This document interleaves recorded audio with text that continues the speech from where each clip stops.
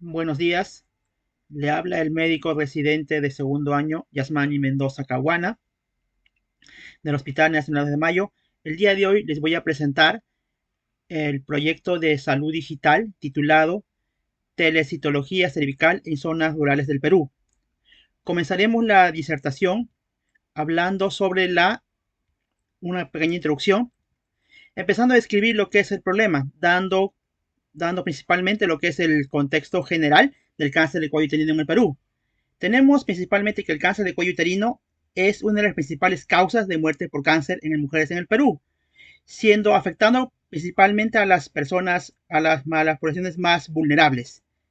En cuanto a la magnitud del problema, tenemos que recordar que esta es la segunda causa de muerte por cáncer en mujeres peruanas, siendo solo superada por el cáncer de mama. Al día, en el Perú mueren aproximadamente 5 mujeres por este tipo de cáncer. El 80% de casos se diagnostican en etapas avanzadas, lo cual hace que la supervivencia sea menor. El INEM, el Instituto Nacional de Enfermedades Neoplásicas, ha indicado que la tasa de incidencia de cáncer, ¿no?, de cuello uterino es mayor en zonas rurales, debido a qué? A la falta de acceso y servicios de la salud. Ahora, en cuanto a la relación con el virus del papiloma humano, se ha encontrado que el virus del papiloma humano es la principal causa del cáncer de cuello uterino. Hay factores, ¿no?, como la falta de vacunación y la baja cobertura del tamizaje aumentan el riesgo de esta enfermedad. Y se ha encontrado que en el Perú solamente el 60% de las niñas han recibido la vacuna. Y el tamizaje con la prueba de Papa Nicolau solamente ha cubierto al 40% de mujeres, estando muy lejos del 70%, que es para un control efectivo.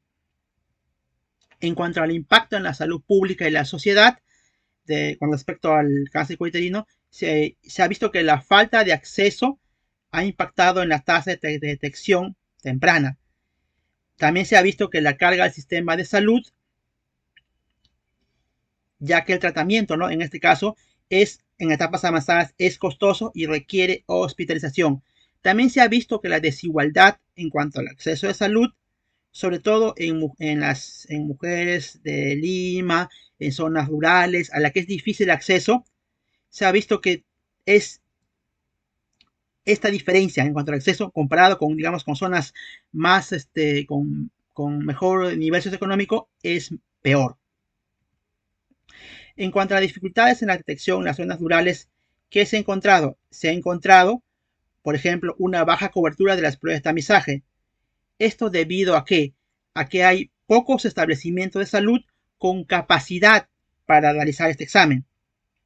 Hay escasez de equipos y reactivos en zonas rurales. Hay una falta de conciencia y educación en la salud. Muchas mujeres desconocen la importancia de la prueba del Papa Nicolau o le tienen miedo al procedimiento.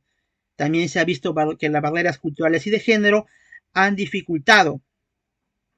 Ahora, también en cuanto a los tiempos prolongados para la obtención de resultados, se ha visto, por ejemplo, que las muestras de Papa Nicolau, ¿no?, tomadas en comunidades alejadas, por el mismo hecho de ser transportadas a laboratorios urbanos, pueden tardar meses o semanas. Y estos retrasos dificultan, ¿no?, una intervención rápida, aumentando el riesgo de que el cáncer progrese en las mujeres que viven en la zona rural. Por ejemplo, un ejemplo de zonas de tiempos de espera. Un tiempo ideal que se recomienda es de 7 a 10 días, ¿no? Pero, sin embargo, se ha visto que en las zonas rurales del Perú, este tiempo se puede prolongar de 1 a 3 meses. Otra dificultad que se ha encontrado es la escasez de personal especializado. El análisis requiere la presencia de un citotecnólogo o un patólogo, pero sin embargo en el Perú el 60% de esta población está principalmente circunscrita a las zonas urbanas, por ejemplo Lima o grandes ciudades. Las zonas rurales tienen pocas especialistas, lo que obliga a derivar esto a laboratorios urbanos, ¿no? Y los pocos especialistas están sobrecargados, lo que genera aún más demora en los diagnósticos.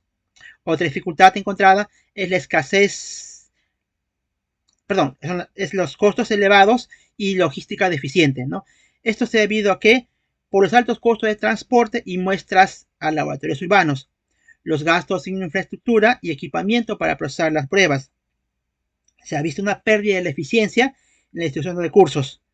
ya que los hospitales de zonas urbanas reciben un exceso de muestras y no pueden procesarlas de manera adecuada. En cuanto a la necesidad de una solución digital, en este caso la que yo planteo, que es una telecitología usando aparatos como el ejemplo del smartphone, se ha visto que esta podría ser una solución innovadora.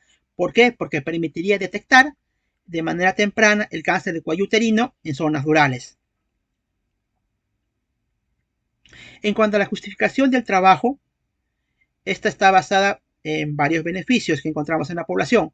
Una de ellas puede ser los beneficios en la salud de la población. En este caso, ¿qué se ha encontrado? Que al implementar una telecitología cervical, esto permitiría mejorar significativamente la detección temprana de las lesiones precancerosas y de cáncer de cuello uterino en comunidades rurales. Esto, digamos, ¿cómo se plasmaría en la población? En que los diagnósticos serían más rápidos, más oportunos y se reduciría la progresión de la enfermedad y aumentando las tasas de supervivencia. También aumentaría la cobertura de tamizaje, ya que se eliminaría las barreras geográficas que dificultan el acceso a estos servicios, ¿no? Y también permitiría la reducción de la brecha de desigualdad entre la zona rural y la zona urbana.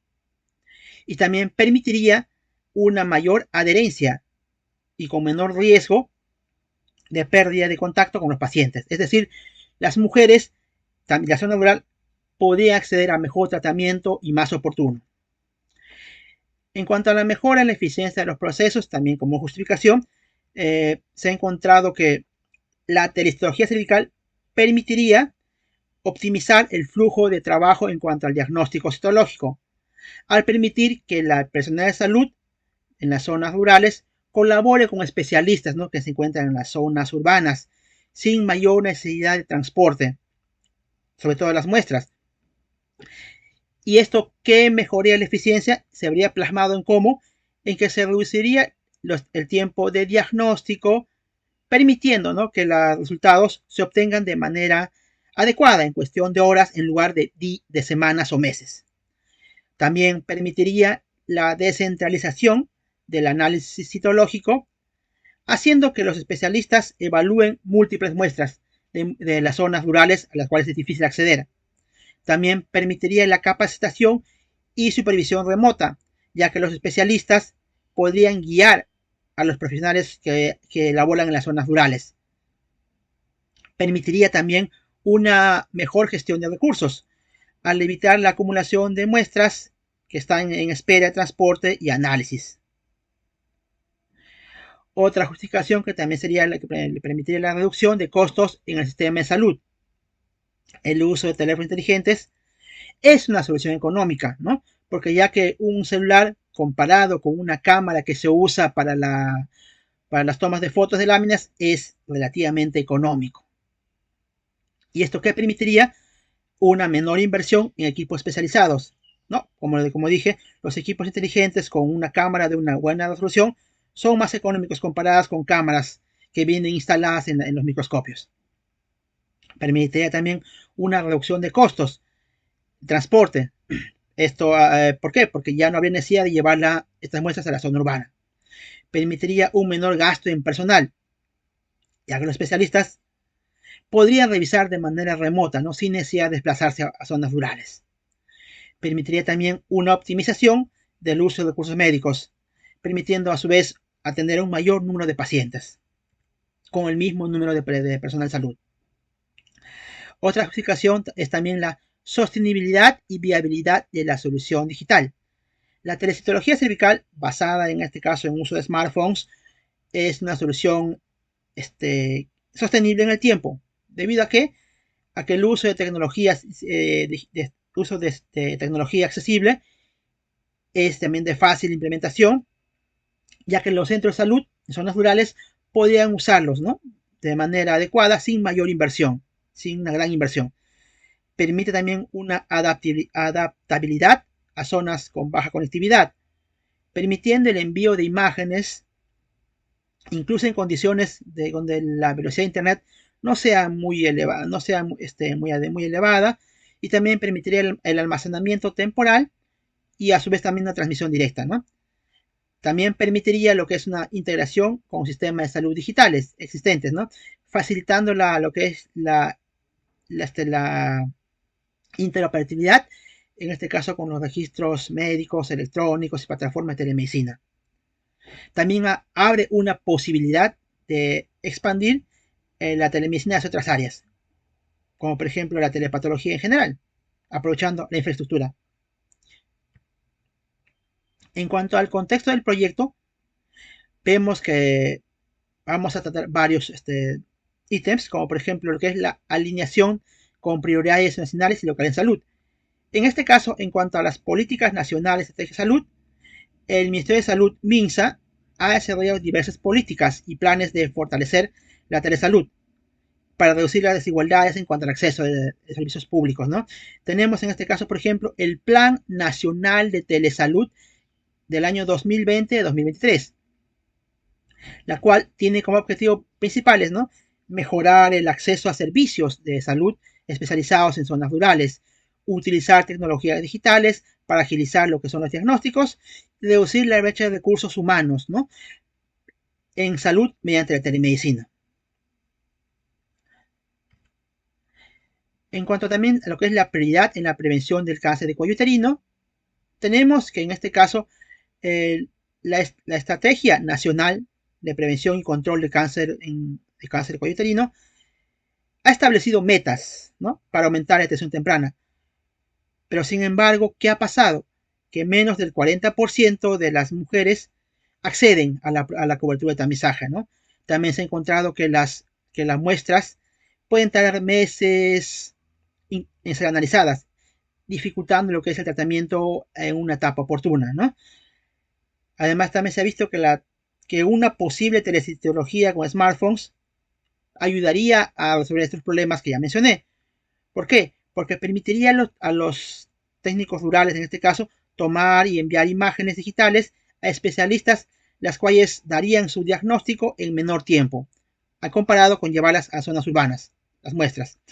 También reduciría a su vez los diagnósticos, el tiempo de diagnóstico de meses a días o semanas. En cuanto a ejemplos de problemas de salud que podrían abordarse con la telecitología cervical, tenemos, por ejemplo, que el diagnóstico tardío del cáncer cuello se abordaría de buena manera. ¿Por qué? Porque, por ejemplo, las causas que encontramos en este diagnóstico tardío, ¿cuáles son? La poca cobertura de diagnosticaje en zonas rurales, los largos tiempos de espera para los análisis citológicos, las deficiencias en infraestructura y transportes de muestras. ¿Y cómo la telecitología ayudaría? Simple, permitiendo un análisis más rápido y accesible, lo que a su vez reduciría el tiempo de espera en las pacientes, ¿no? Evitaría la sobrecarga de laboratorios urbanos, descentralizando los diagnósticos, ¿no?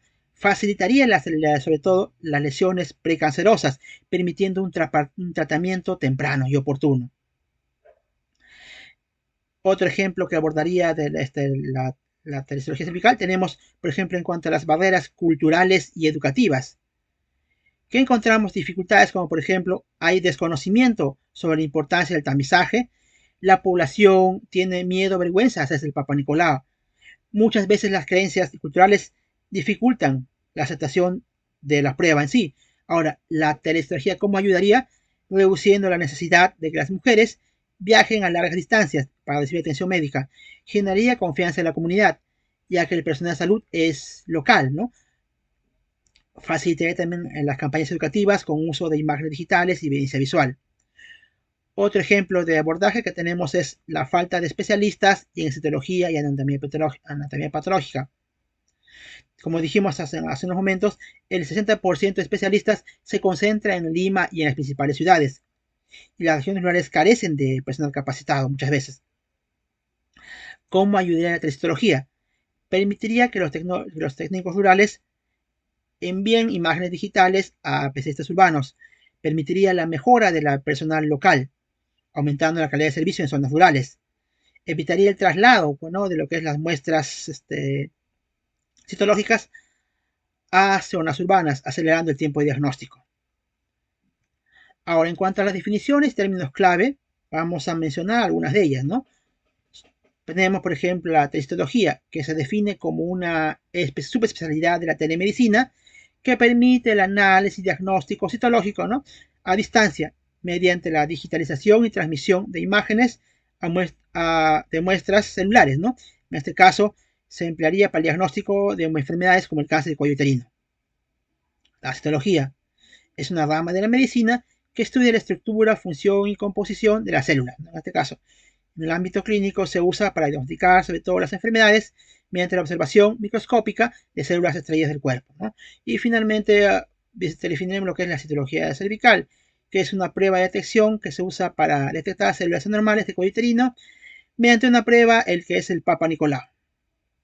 Ahora, en cuanto al punto 2 de la fase 1, en la evaluación situacional que hemos encontrado, vamos a hablar lo que es en cuanto a la formación del equipo de trabajo, quiénes la van a formar.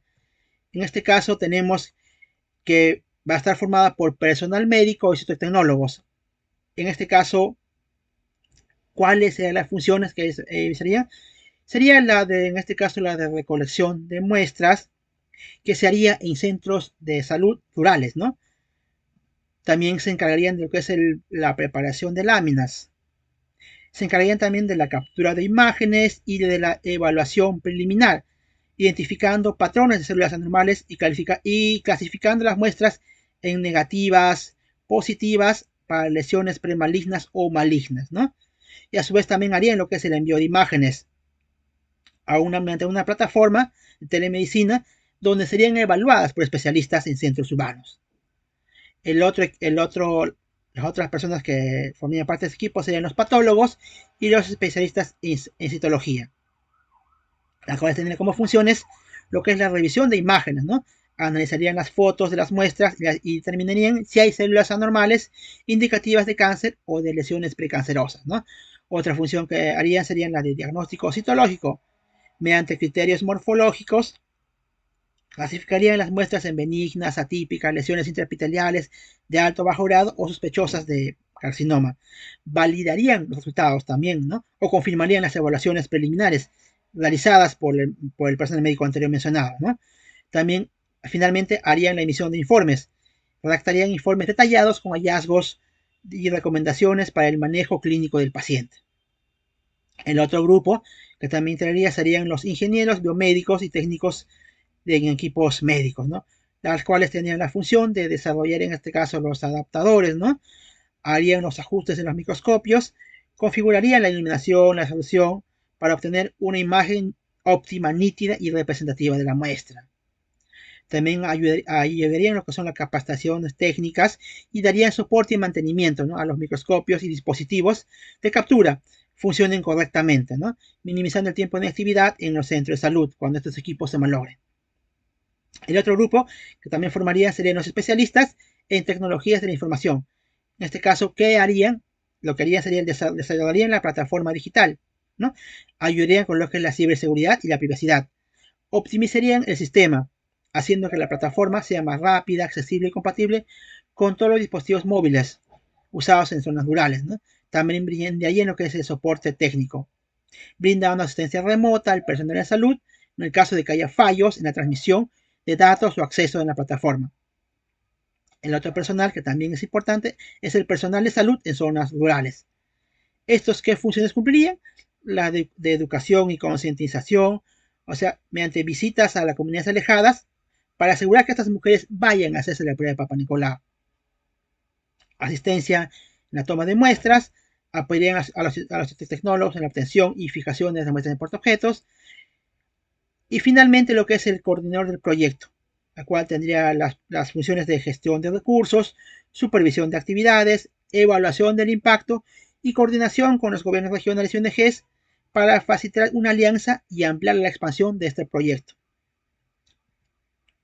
Ahora, en cuanto a la identificación del público objetivo, tenemos que esta está conformada por las autoridades y tomadores de decisión en salud pública, las cuales, ¿quiénes son? Son principalmente los funcionarios, ¿no?, del MINSA, gobiernos regionales de salud y municipalidades rurales. ¿Estos qué características tienen? Tienen características de que tienen ellos son, digamos, los que elaboran las estrategias de detección precoz, principalmente en las zonas de difícil acceso, por lo cual permitirían, a su vez, desarrollar políticas de digitalización de salud en marcha, ¿no? Como la Estrategia Nacional de Transformación Digital del Estado, ¿no? Y son importantes, ¿por qué? Porque son clave en la implementación del financiamiento del sistema de telecientología y permitirían hacer regularizaciones en el uso de teléfonos inteligentes para una mejor captura y análisis de las imágenes, ¿no? A su vez también asegurarían la interoperatividad con los sistemas en el existente. También encontramos que la otra población objetivo son las mujeres en edad de riesgo, ¿no? Que son principalmente mujeres entre 30 a 64 años en comunidades rurales, muchas de ellas con un bajo nivel educativo. Son también poblaciones indígenas, quechohablantes, con acceso limitado a servicios de salud. A su vez, estas mujeres tienen escasa conectividad digital, lo que dificulta muchas veces la educación sobre el cáncer uterino, ¿no? Y son importantes, ¿por qué? Porque estas serán las principales beneficiarias de este proyecto de telecitología. En cuanto a los técnicos de informática y desarrollo de tecnología en sitio digital, que encontramos que estos, por ejemplo, son expertos, ¿no? En inteligencia artificial aplicadas a imágenes médicas. A su vez, estos técnicos, como dijimos anteriormente, se encargan del mantenimiento de equipos y de redes de telecomunicaciones. Y son importantes, ¿por qué? Porque estos desarrollan lo que es la plataforma digital que integrarían las imágenes de citología a posibles historias clínicas electrónicas que se podrían desarrollar a futuro, ¿no? A su vez también ellos implementarían lo que es el sistema de almacenamiento de la nube para facilitar el acceso remoto de las imágenes citológicas tomadas en las zonas rurales. Otro público objetivo serían las organizaciones no gubernamentales, ONGs y de cooperación internacional. ¿Por qué? Porque muchas de ellas están enfocadas a lo que es la salud materna e infantil y estas instituciones son las que financian los proyectos de salud digital y de salud. Son importantes, ¿por qué? Porque dijimos que facilitan recursos financieros y capacitación muchas veces del personal de salud. Ahora, en cuanto al análisis del entorno, ¿qué es lo que vamos a encontrar? Hablaremos sobre todo lo que es las experiencias, ¿no? De implementación de tecnologías similares en el Perú y en el mundo. Se ha encontrado, por ejemplo, que en este caso el MINSA ya ha desarrollado un programa de telesalud llamado la Estrategia Nacional de Telesalud, ¿no? Que ha permitido que la consulta médica remota en regiones rurales ha permitido mejorar el acceso a especialistas en zonas alejadas, ha permitido reducción de costos en cuanto a traslados y hospitalizaciones, ha hecho que las barreras tecnológicas como la conectividad limitada en cierto modo sean superadas, ¿no? En cuanto a otra experiencia previa, encontramos la telecitología, en este caso en Brasil y Colombia, en lo cual también se hizo también en zonas rurales y permitieron el diagnóstico de cáncer de cuello uterino. ¿Y qué importancia han tenido? Han tenido que como el análisis más rápido por especialistas en centros zonas urbanas, ¿no? Ha permitido que una reducción en cuanto a los tiempos de diagnóstico y tratamiento oportuno. En cuanto a la otra experiencia que se ha encontrado es el uso de inteligencia artificial para el diagnóstico de cáncer cervical en este caso en la India, ¿no? En la India se desarrolló un sistema de inteligencia artificial que permitió el diagnóstico automático de imágenes citológicas, lo que redujo al tiempo de evaluación para las muestras en comunidades rurales, ¿no? Esto que permitió ha permitido que mediante el uso de la IA haya un mejor diagnóstico en zonas donde hay escasez de personal, ¿no? Ahora pasaremos a hablar sobre la identificación de oportunidades tecnológicas para la telecitología en el Perú. En este caso, tenemos, por ejemplo, que se han identificado oportunidades, como por ejemplo, ¿cuáles? Que el uso de inteligencia artificial para el diagnóstico optimizado, ¿qué permitiría? Permitiría implementar la inteligencia artificial para el análisis de imágenes histológicas, que a su vez haría que reducir la carga de trabajo de los especialistas y acelerar los diagnósticos, ¿no? La inteligencia artificial ayudaría a detectar patrones anómalos en las muestras, mejorando la precisión de histología. Otra oportunidad también sería la expansión de la infraestructura de telesalud en regiones rurales, ¿no? Esto a su vez, ¿qué haría? Fortalecería la red de salud en centros de salud rurales con equipos, en este caso de escaneo y dirección, si es que hubiera, si es que hubiera el presupuesto para hacerlo en este caso. Otra oportunidad que se ha detectado es el uso de conectividades satelitales, ¿no? Se podría usar, ¿no? Por ejemplo, empresas como Starlink o HalsNet que ofrecen servicios de tecnología digital. Estos podrían ser usados en el país. El otro punto a tratar es identificación de las brechas tecnológicas para la teletecnología en el Perú. ¿Qué se ha encontrado? Que, por ejemplo, hay una conectividad, el acceso a Internet es limitado. ¿Por qué? Porque la baja cobertura de Internet en zonas rurales limitaría, ¿no?, el envío de imágenes de citología en alta resolución, lo que a su vez habría necesidad de implementar redes satelitales o infraestructuras de telecomunicaciones en centros de salud rurales. A su vez también se ha visto que hay una falta de equipamiento en centros de salud rurales. ¿Por qué? Porque muchas veces no se cuenta con microscopios digitales ni equipos de escaneo para enviar imágenes de citología a especialistas, ¿no? ¿Esto por qué? Porque muchas veces no hay presupuesto. Otra brecha también es la capacitación en el personal de salud en telestología. En cuanto a la evaluación del entorno facilitador, ¿qué se ha visto, por ejemplo, que en cuanto a la madurez en salud digital en el Perú? Se ha visto que el Perú ha hecho, en este caso, avances, ¿no?, en la salud digital, pero aún enfrenta retos en las áreas rurales, ¿no? También se ha visto, por ejemplo, que la red de telesalud ha permitido muchas veces mejorar la comunicación entre centros urbanos y rurales, ¿no? También se ha visto que, a pesar de esto, la conectividad sigue siendo un obstáculo en muchas regiones. A su vez, los programas de capacitación en telesalud han sido efectivos, pero deberían expandirse. En cuanto a otro punto, en lo que es la infraestructura organizacional para telesalud, ¿qué se ha visto? Se ha visto fortalezas en la infraestructura organizacional, como por ejemplo se ha visto que la Red Nacional de Telesalud ha permitido la comunicación entre centros rurales y especialistas en hospitales de referencia, ¿no? A su vez también los programas de capacitación han permitido cursos para médicos y técnicos en el uso adecuado de tecnologías digitales. Sin embargo, también hay desafíos en cuanto a la infraestructura institucional, como por ejemplo el limitado acceso a Internet en zonas rurales, ¿no? Esto dificultaría el envío de imágenes en alta resolución, ¿no?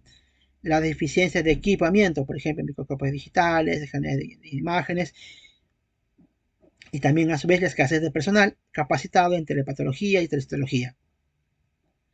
En cuanto a la normativa y vigente de telemedicina y histología digital, se ha encontrado que al día de hoy hay una ley, la ley 30.421, que regula el uso de telesalud promoviendo la atención remota. También hay un decreto supremo, ¿no?, la 028-2023, que establece límites, ¿no?, para lineamientos para la interoperabilidad de datos en telesalud. A su vez también hay una resolución ministerial, la número 546, dada por el MINSA, que define los estándares para la digitalización de imágenes médicas y se analiza a distancia, ¿no? Ahora, en cuanto a los retos y oportunidades que se han identificado, se ha visto, por ejemplo, que hay, en cuanto a las barreras tecnológicas, ¿no? Se ha visto que hay desafíos como, por ejemplo, la conectividad limitada, ¿no? Muchas comunidades rurales tienen un acceso deficiente al Internet o las redes móviles, ¿no?, que dificulta la transmisión de imágenes en tiempo real. También se ha visto en cuanto a la calidad de imagen, muchas veces no todos los smartphones tienen una buena resolución, ¿no?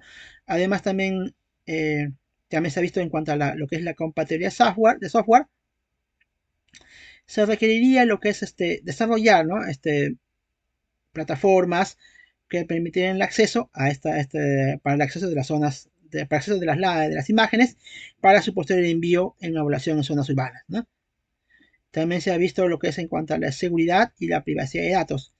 Muchas veces la transmisión de imágenes médicas debe cumplir, ¿no?, con normativas de protección para evitar riesgos de filtraciones o uso indebido de la información. Y las posibles soluciones que se podrían plantear serían en este caso al implementar, ¿no?, un almacenamiento en la nube con capacidad offline, o sea que las imágenes se suben automáticamente una vez que vuelve la conexión. Desarrollo de algoritmos de imagen y filtros de IA que optimizarían la calidad de las fotos tomadas con smartphones, ¿no? Como dijimos, lo cual permitiría una mejor resolución. El uso de redes satelitales o conexiones alternativas a comunidades con baja cobertura, ¿no? Otra también sería la resistencia al cambio, que encontramos desafíos como por ejemplo la desconfianza a los profesionales de salud, ¿no? Muchos médicos y ciertos tecnólogos dudan de la precisión diagnóstica de las imágenes obtenidas con teléfonos inteligentes, ¿no?, en comparación con el método tradicional de microscopía directa, ¿no? Hay también una falta de capacitación y también la resistencia de la comunidad. Muchas mujeres desconfían del procedimiento, ¿no?, por tener creencias culturales y dificultad de aceptación. En cuanto a las soluciones que se plantearían, tenemos que hay que desarrollar más capacitaciones presenciales y virtuales para, dar, para la eficacia de este método y generar confianza en los profesionales. A su vez también habría que realizar campañas de sensibilización comunitaria, ¿no?, utilizando en este caso testimonio de mujeres beneficiadas y materiales educativos, sobre todo en idioma quechua o lenguas amazónicas. En cuanto a las preocupaciones éticas y legales, encontramos como desafíos la protección de datos personales, ¿no? Como dijimos, las imágenes citológicas contienen información médica, ¿no?, que debe ser protegida para evitar violaciones de privacidad. El consentimiento informado. Las mujeres deben ser informadas, ¿no?, sobre el uso de la telecitología y dar su consentimiento antes de participar. Las normativas de telesalud. Muchas veces estas aún están en desarrollo, ¿no?, por lo que es necesario que establezcan protocolos. Y en cuanto a las posibles soluciones, tenemos que se tendría que usar, ¿no?, un sistema de seguro almacenamiento y encriptación de imágenes que evitaría filtraciones. El uso del consentimiento digital con firma electrónica para asegurar que los pacientes comprendan el proceso en este caso, ¿no?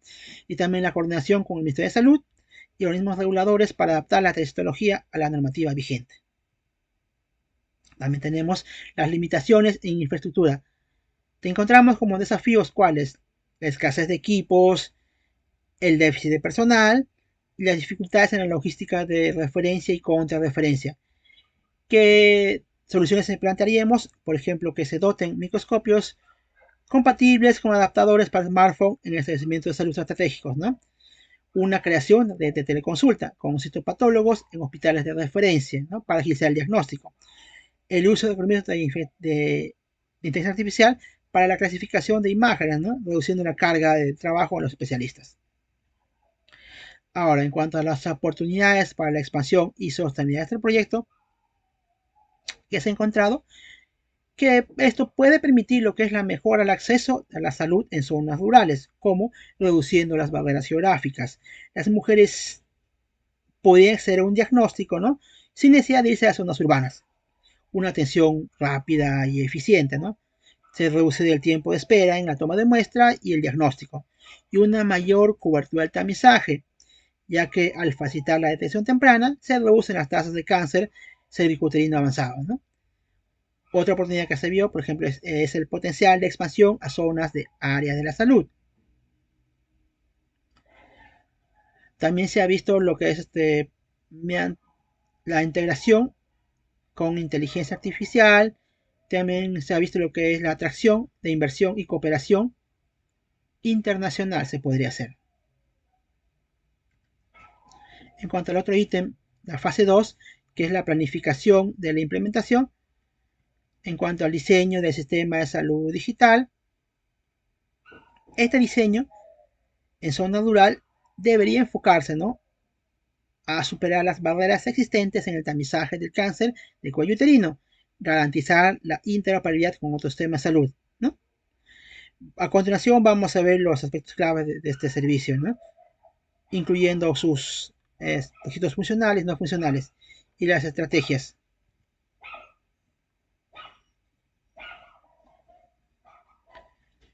Como dijimos, ¿qué permitiría? Permite el servicio de teletología, permitiría en este caso la recolección, digitalización y análisis remoto, ¿no?, de muestras histológicas cervicales, facilitando un diagnóstico más temprano del cáncer de cuello uterino en zonas rurales, ¿no? Las muestras serán tomadas localmente, ¿no? Y enviadas a especialistas en zonas urbanas para su evaluación, reduciendo el tiempo de diagnóstico y mejorando el acceso a servicios especializados. En torno a los requisitos funcionales, tenemos que ver en cuanto a la gestión de muestras, estas deben ser con registros, seguimientos y trazabilidad de las muestras desde su colección hasta el diagnóstico, ¿no? La digitalización de imágenes. Las imágenes deben ser convertidas a imágenes digitales de alta resolución para su análisis remoto. Debe haber una transmisión segura de datos, ¿no? El envío tendrá que ser cifrado y asociado a datos asociados a través de redes seguras, ¿no? Permitiendo a su vez proteger la privacidad, en este caso del paciente. En cuanto a análisis diagnóstico, tenemos que los patólogos y citopatólogos tendrán acceso a las imágenes para su evaluación y emisión de informes diagnósticos, ¿no? La notificación de resultados, al ser en menor tiempo, es más eficiente, ¿no? Garantizando también la confidencialidad. La interacción con historias clínicas. Si es que hubiera historias clínicas a futuro, esto permitiría una actualización automática de resultados en estas historias clínicas. Entre los requisitos no funcionales tenemos la seguridad y privacidad según normativas nacionales e internacionales. La usabilidad, usando interfaces adaptadas a los niveles tecnológicos del personal de salud en zonas rurales. La alta disponibilidad, o sea, accesible 7 días a la semana, con mínimas interrupciones, ¿no? Y en cuanto al mantenimiento, tendría que instalarse, ¿no?, sistemas de actualización y soporte técnico, preferiblemente con recursos locales capacitados. En cuanto a la interoperabilidad con otros sistemas, para garantizar esto, el sistema que debe tener, hacer uso, adoptar, en este caso, estándares internacionales, ¿no?, como el HL7 o el DICOM, que permiten, ¿no?, un intercambio de información clínica y de imágenes médicas, ¿no? También, si es que se podría hacer una plataforma nacional de interoperabilidad, esta tendría que generarse algo más grande, como por ejemplo que podría ser una plataforma nacional de interoperabilidad del Estado, para facilitar, ¿no?, la comunicación entre diferentes entidades de salud.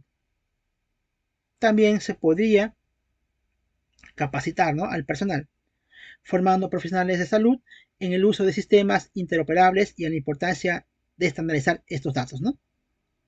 Ahora, en cuanto a la seguridad y protección de los datos, ¿qué se ha encontrado? Que ésta debe cumplir, ¿no?, con el cumplimiento normativo, que en este caso está basada en la ley de la protección de datos personales, ¿no?, la ley número 29733, ¿no?, la cual garantiza que los datos de salud sean tratados con el consentimiento del paciente, ¿no? También hay normativas del MINSA, ¿no?, que regulan el uso de historias electrónicas, ¿no? Ahora, en cuanto a los mecanismos de seguridad para la protección de datos que implementaría este posible servicio, por ejemplo, tenemos el cifrado de datos en tránsito y reposo, ¿no? Esto permitiría una transmisión segura para evitar accesos no autorizados. Tenemos también la anonimización y pseudonimización de datos, ¿no? Esto permitiría que los centros autorizados solamente ellos puedan, digamos, hacer uso de estos datos y se evite filtración de la información. Otro, en cuanto al control de accesos y autenticación, otro punto también sería el monitoreo y registro de actividad mediante auditorías que se podrían hacerse, respaldo y recuperación ante desastres. Por ejemplo, las copias de seguridad que estarían en la nube permitirían, ¿no?, hacer acceso de ellos en caso se les necesitara. Ahora, en cuanto a la gestión de credenciales del personal de salud, encontramos, ¿no?, que este sistema va a contar con mecanismos estrictos para la administración de credenciales, como por ejemplo la plataforma centralizada de gestión de identidades, que esto va a permitir un control estricto, ¿no? En este caso, las políticas de contraseñas seguras, ¿no? Estas tendrían que renovarse cada 90 días y tener un mínimo de 12 caracteres.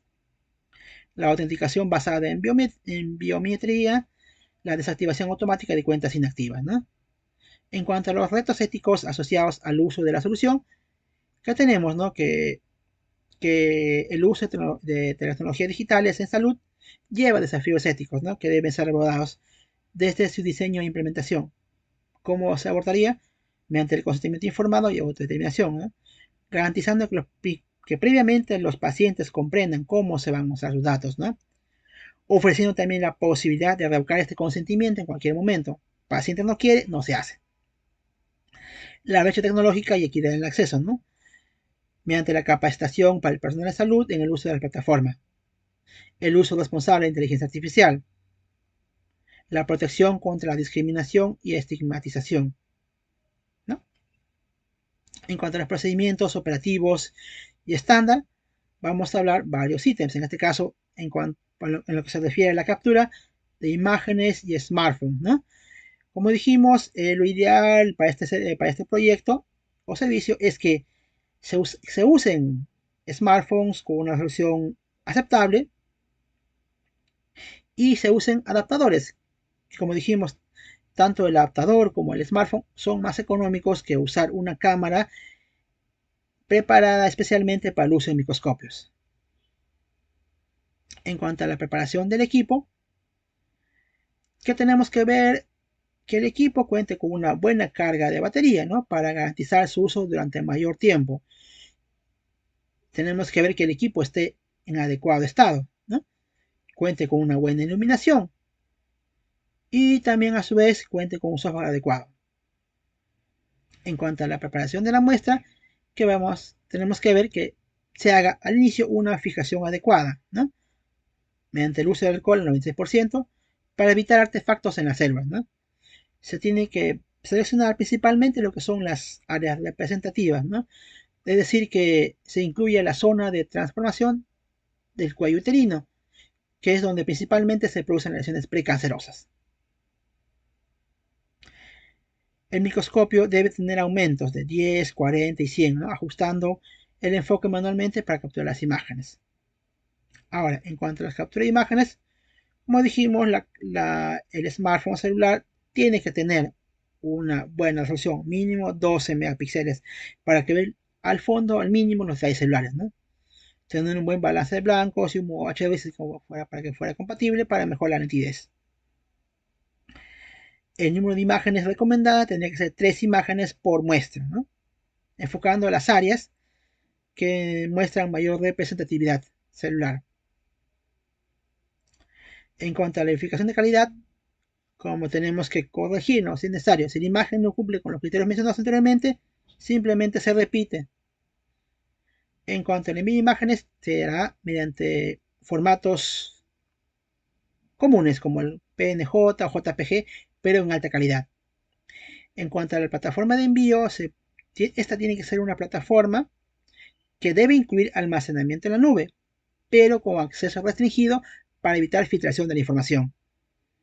Tiene que haber también una confirmación de recepción. O sea, enviamos la imagen y a su vez tiene que darnos un aviso de que la imagen fue recibida de manera correcta. En cuanto a la elaboración remota de estas imágenes, allá en las zonas urbanas, al momento de recibir las imágenes, que se tiene que hacer una verificación inicial, ¿no? Ver que realmente estas imágenes cumplen con los estándares de calidad. Y si hay errores o no se puede ver de manera adecuada, pedir una nueva imagen. En cuanto a análisis citológico, esta, como dijimos,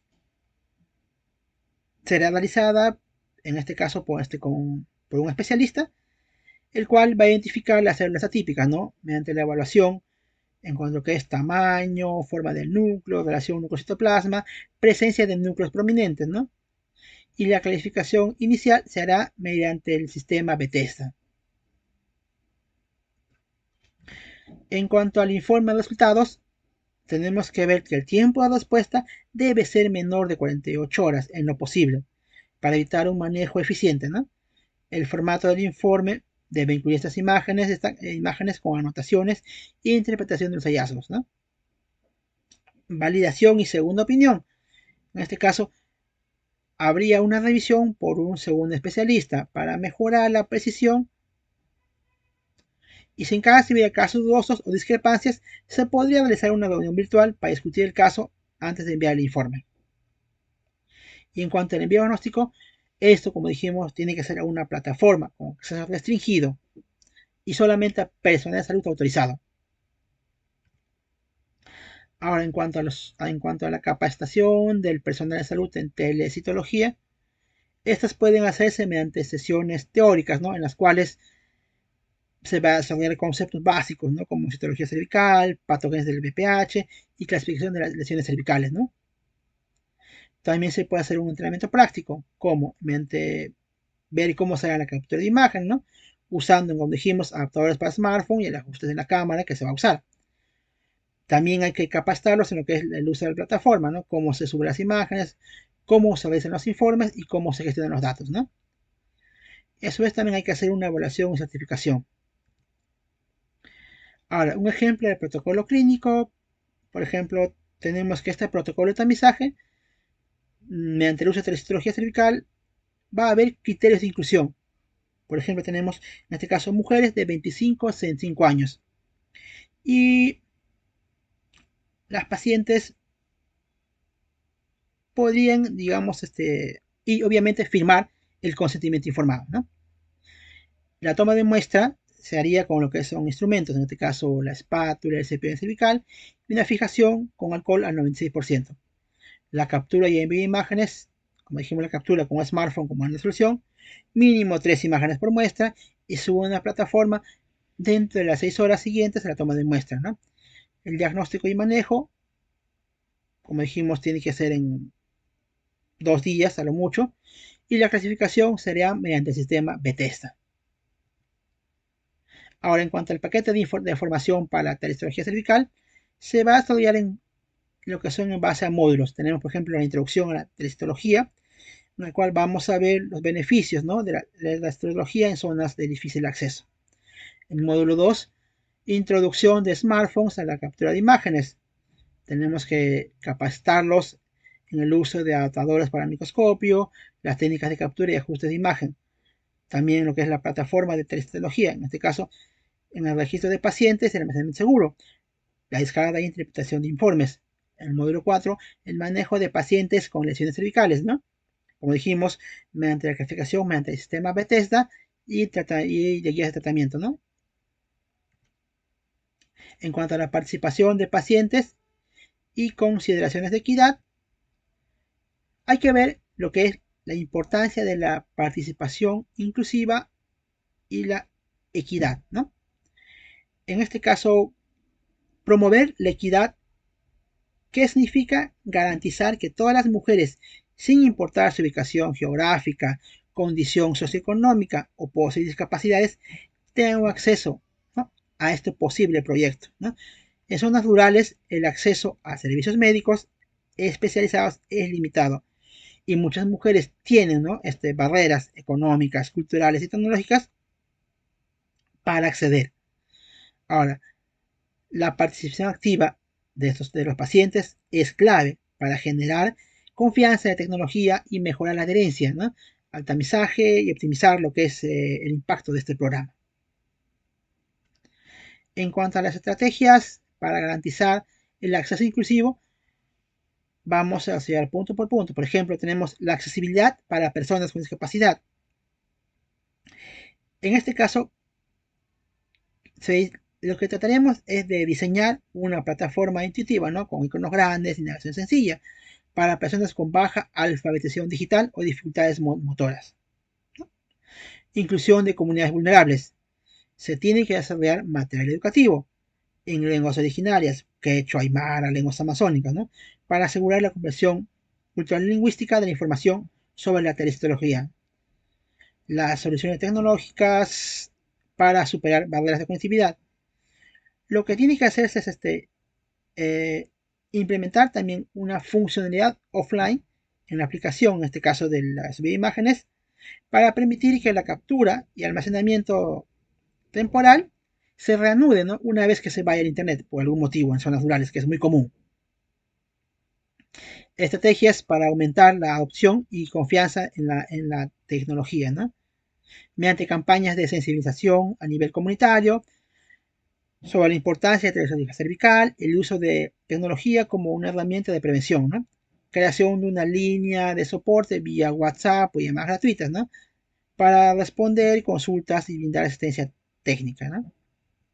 Ahora, en cuanto al desarrollo del presupuesto, estos de acá, digamos, son costos aproximados, ¿no? Tratando de ser lo más austero posible, ¿no? Que se ha visto que, por ejemplo, una adquisición de teléfonos inteligentes con cámaras de resolución podría abordar entre 50.000 a 100.000 dólares. Un desarrollo de la plataforma podría ser entre 30.000 a 50.000 dólares. Desarrollar la infraestructura tecnológica, incluyendo servidores y almacenamiento, podría ir de 40.000 a 70.000 dólares, ¿no? Y una capacitación bordaría los 20.000 a 30.000 dólares. Y unas campañas de sensibilización y educación en comunidades podría llegar hasta los 25.000 dólares, ¿no? En cuanto a los costos de mantenimiento y operación a largo plazo, tenemos que la sostenibilidad de la aplicación y de servidores, 20.000 a 40.000 dólares, ¿no? Soporte técnico de atención a usuarios, 15.000 a 25.000 dólares.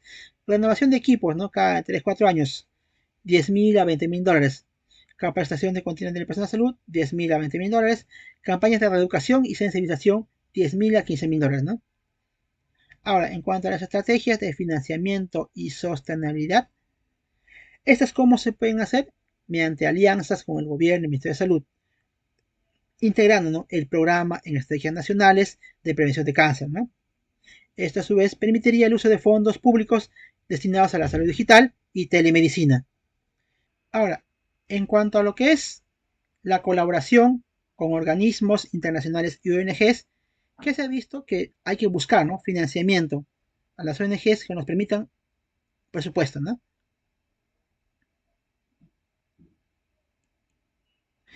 Ahora, en cuanto a los beneficios costo-eficiencia del programa,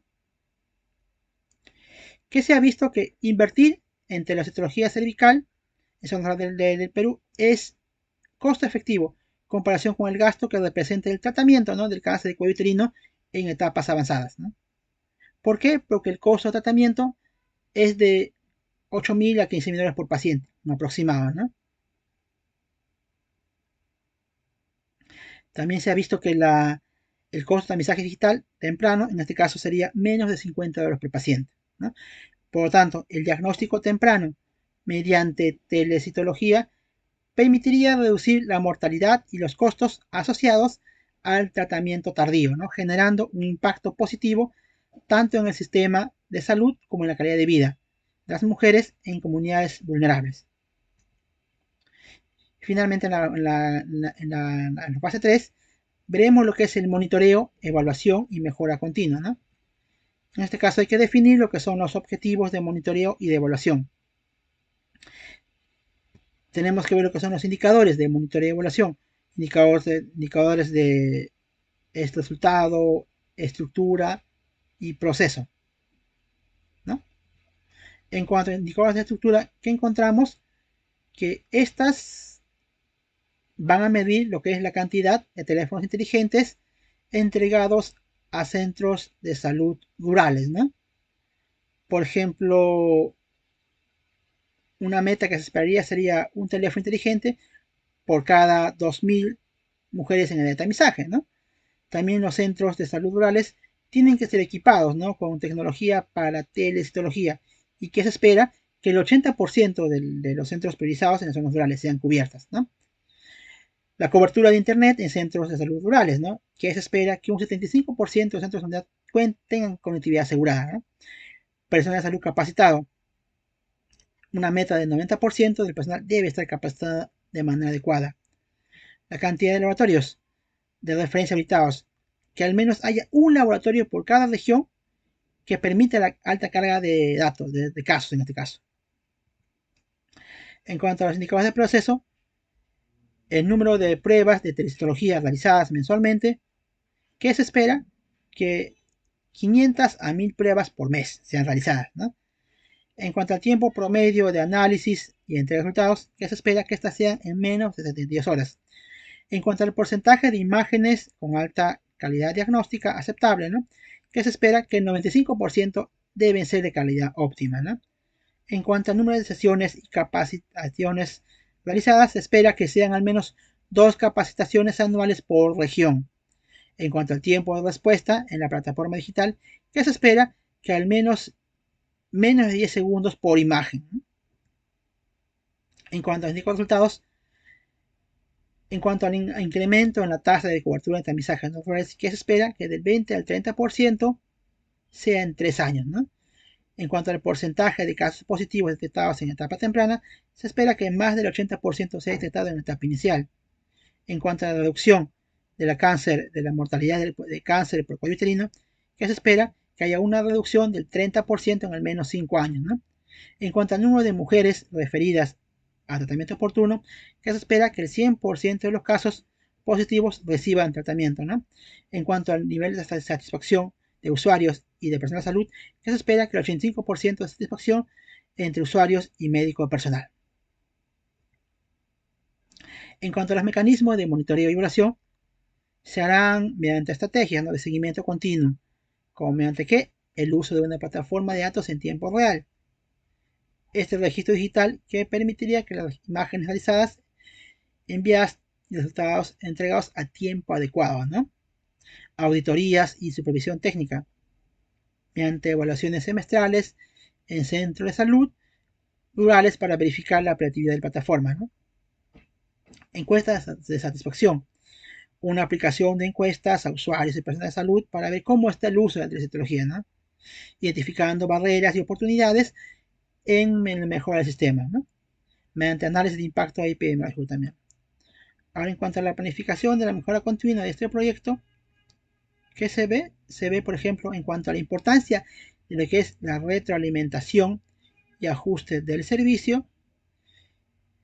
Para mantener, ¿no?, un servicio eficiente, es fundamental contar con fuentes de retroalimentación confiables que permitan identificar fallas y oportunidades de mejora.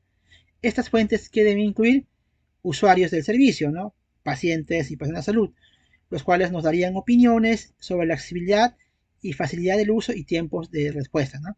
Datos de desempeño del sistema, como mediante indicadores de salud de calidad de imágenes, tiempos de diagnóstico y cobertura de servicio, ¿no? Supervisión de auditorías, evaluaciones técnicas sobre la implementación del sistema, ¿no? Avances tecnológicos como mediante las mejoras de la calidad de imágenes y optimización del uso de los smartphones.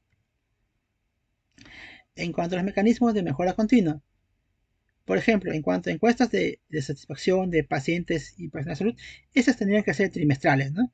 En cuanto al monitoreo de calidad de imágenes, preferencia mensual. En cuanto a la revisión de tiempos de diagnóstico y entrega de resultados, tendría también que ser mensual. En cuanto a las capacitaciones periódicas de personal de salud, semestral podrían ser. En cuanto a la supervisión y auditoría de centros de salud rurales, tendrían que ser anuales en este caso. Ahora, en cuanto a ejemplos de procesos adaptativos y gestión de cambio, tenemos, por ejemplo, en el primer ejemplo, la optimización, calidad de imágenes capturadas. ¿Qué problema se puede ver acá? Por ejemplo, que algunas imágenes enviadas por el centro de salud no cumplen con los estándares de calidad para un diagnóstico adecuado. ¿Y cómo lo solucionamos? Identificando principalmente los errores, ¿no?, en la toma de imágenes, iluminación, enfoque, contraste, ¿no?, diseñando un módulo de capacitación en línea para corregir estos errores, actualizando la aplicación móvil con una herramienta, ¿no?, de validación automática de calidad antes de enviar la imagen, monitorizar la calidad de la imagen y ajustar los procesos según sea necesario, ¿no? Otro ejemplo tenemos, por ejemplo, la reducción en el tiempo de diagnóstico. Los tiempos de respuesta para los resultados, ¿no?, muchas veces superan las 72 horas debido a la acumulación de muestras en los laboratorios externos, ¿no? Ahora, ¿cómo solucionaría? Se implementaría un sistema de clasificación automatizado en la plataforma para priorizar los casos sospechosos, ¿no? Se introduciría opciones de alerta automática para que los especialistas revisen las imágenes urgentes con prioridad. Se evaluaría los tiempos de respuesta cada 3 meses y se ajustarían los protocolos si es necesario, ¿no? Y el otro ejemplo que vemos es en cuanto a la expansión del programa a nuevas comunidades, ¿no? ¿Qué problema se ha visto acá? Que muchas veces las comunidades rurales no tienen acceso al programa debido a la falta de cobertura de internet o falta de teléfonos inteligentes. ¿Cómo sería? Trataría de buscar una solución tratando de gestionar donaciones de teléfonos inteligentes, ¿no? Para equipar a más centros de salud. Se crearía un modelo de brigadas móviles que visitarían comunidades sin acceso a Internet para capturar imágenes y enviarlas posteriormente, ¿no? Se evaluaría la cobertura de cada 6 meses, ¿no? Y se ajustaría el plan de expansión.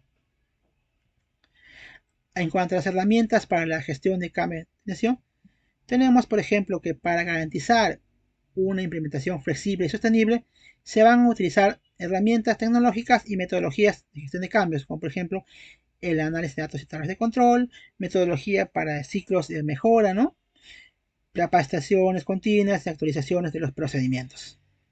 Y finalmente, en cuanto a las conclusiones y el futuro de la telecitología, si en caso se abordaría, podemos ver y concluir que está contribuyendo a la mejora en los servicios de salud.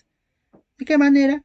Disminuyendo las desigualdades en salud, asegurando que todas las mujeres, ¿no? Sin importar su ubicación, reciban un diagnóstico oportuno, reduciendo la carga del sistema de salud, evitando que los casos lleguen a etapas avanzadas que requieran tratamientos costosos y prolongados, ¿no? Fomentando el uso de tecnología en salud pública, impulsando la transformación digital en el sector sanitario peruano, mejorando la calidad de vida de las mujeres en comunidades vulnerables y permitiendo a su vez acceder a un servicio de tamizaje más eficiente, rápido y seguro. Gracias.